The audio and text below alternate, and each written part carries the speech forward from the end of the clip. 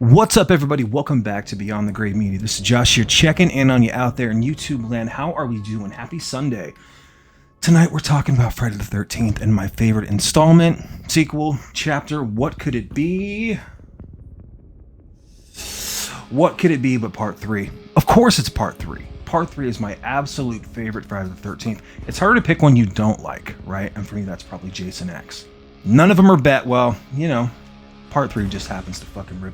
Let's talk about it. If you can, like, comment, subscribe, whatever you want to do down there. Let's get into it. So I first discovered Friday the 13th back in probably like 1997. I went to the county fair and I was throwing darts, and you know, you pop the balloons, and if you get so many balloons, you get a sign, and I ended up winning like a Red Dog sign and maybe Bud Ice. Brought it back to one of my friends' houses, and the dad that we were staying the night of, this buddy of mine, he thought they were so cool. He was like, you guys can stay up and watch a horror movie. So we turn on the TV, and out of sequence, maybe it was a Friday night, maybe it was Friday the 13th, I don't know. But the first film that came on was Friday the 13th, part 3. And I'm telling you, I was absolutely transfixed. I was so damn scared of this movie. The sounds, the way like everything's kind of coming at the screen. One of those like old maybe Sony Trinitrons. This kid was rich, so he had like a really nice setup in his room, and I was just captivated. We ended up staying all night watching like 3 or 4 of them until we passed out. This movie scared me so bad. I love this movie so much. I love fucking everything about it. The dream sequence was like the first time I remember watching a scary movie and being like, oh, this is bad.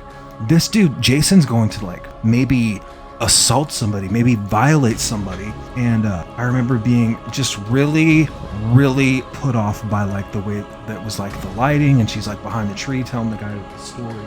Freaked me out so bad. So Friday the 13th part 3, I think it's just the most fun. It's the one that's like a popcorn flick. It's got the hippies, the stoner characters. It makes it a little bit fun while you're watching it, right? It's got the biker tropes. It's got the stupid guy Shelly, right? It's got everything you need to just sit down, space out, and it's got the best version of Jason. Jason can run, Jason's 6'3", Jason's menacing, Jason gets it. So yeah, whenever it's Friday the 13th, me and my lovely wife, when we don't know which one to watch, we put on part 3 because we got the glasses here, right? Everything about it, the baseball bat, the popcorn, the kill. Is it the spear? Oh my god, this movie is so good. I actually own like 3 copies of this DVD because I needed multiple pairs of glasses because I would have little parties. So these ones right here are actually unopened. So I think I have 2 more out there. So I have 6 pairs of glasses. If you want to come by and just enjoy life and watch some Friday the 13th part 3, let me know.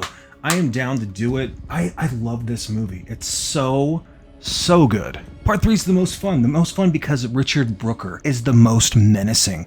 And I just think that the cinematography is great, the music is different, the music is better, and Jason finally gets his hockey mask. This is where Jason becomes my favorite version of Jason. I know a lot of people like the kind of undead Jason from Final Chapter. Kane Hodder's really popular in the New Blood. There's some people that prefer the remake Jason. For me, it's Richard Brooker. Richard Brooker, he is menacing. He's 6'3". He puts that fucking mask on, and he just commits to the role. It seems like he's having the best time. He's running after you. You can't kill him, whether it's a flashback, flash forward, dream sequence. Richard Brooker is here to fuck shit up. He terrified me as a little kid. I love this Scream Factory release with the reversible cover art. That's what I was doing while I was filming the next little clip here. Richard Brooker is the reason why this movie works. It gives Jason his hockey mask, and he commits to the role. All the physicality brings the hate.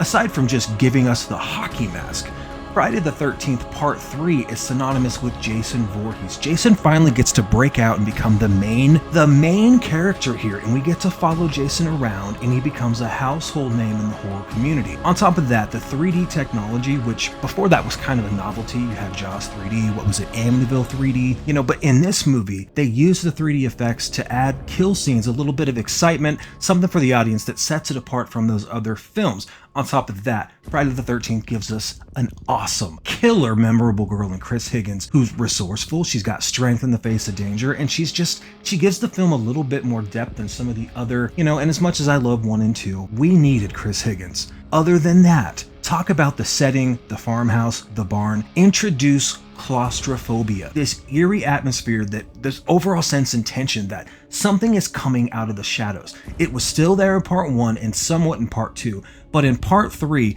the atmosphere, the isolation, the dark foreboding surroundings, they contribute to the effectiveness. It's a suspenseful experience at this point because you can't see what's going to happen. Where's he coming from? The other final reason is the practical effects, the practical and iconic kills from the harpoon gun coming right at you. The machete is finally really used to its full force. The eye pop scene. Part 3 delivers memorable and creative death sequences that have become just kind of the new standard in horror from this point forward. On top of the technology, the girl, the setting, Jason as a whole, this thing has legs. I think Friday the 13th, next to maybe Jason Lives, is the #1 reason to revisit a Friday the 13th movie, unless you just want to watch something in 4K and you want to watch like part 1. What's your favorite Friday the 13th? I get asked that all the time. It's so easy. It's part 3. It's always been part 3. And I have a really soft spot for the New Blood, especially that intro where they're talking about there's a legend around here, right? And it starts to show the dude going down the stairs. It's got that great montage. I think that's one of the best openings in horror movie history. That narration next to Texas Chainsaw, tops. But part 3, man, I want to watch it right now just talking about it. I think you get about 20 minutes of silliness, and then once that silliness rubs off, you still get the like stone couple and the guy that's sneaking out to the garage, you know, maybe he's in a cabin, you got the wife on the couch kind of bitching at him, you got the stoner characters, the Cheech and Chong style folks, the bikers are horrible, but the actual barn, the actual weapons, and then we gotta talk about, he won't die.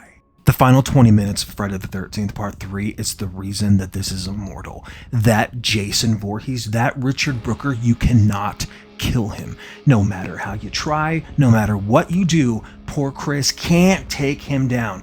He's hung, he's stabbed, he's got a fucking, oh my god, the axe. Everything that could happen happens to him, and Chris just can't catch a break. And so finally, the dream sequence fake out where everything's gonna be okay is awesome callback to the first one.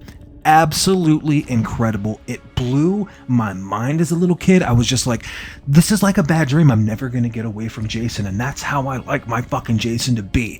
I don't want a fucking cheap death. I want him to keep coming. I want it to be like, is he really dead? Is everything okay? When Richard Brooker comes out of that fucking farmhouse and you still haven't killed him, and that scene is so powerful. The way he looks and that smile on his face, chef's kiss. Richard Brooker, best Jason, fight me. So that's it. Friday the 13th, it's immortal. Get it however you can. It's usually always streaming. Get the one on DVD. It'll still look pretty decent for you. Throw on your 3D glasses. Pick up that Scream Factory box set. I'm dropping shit. Awesome, awesome reversible cover art. That's from the soundtrack right there, which the soundtrack we didn't barely talk about.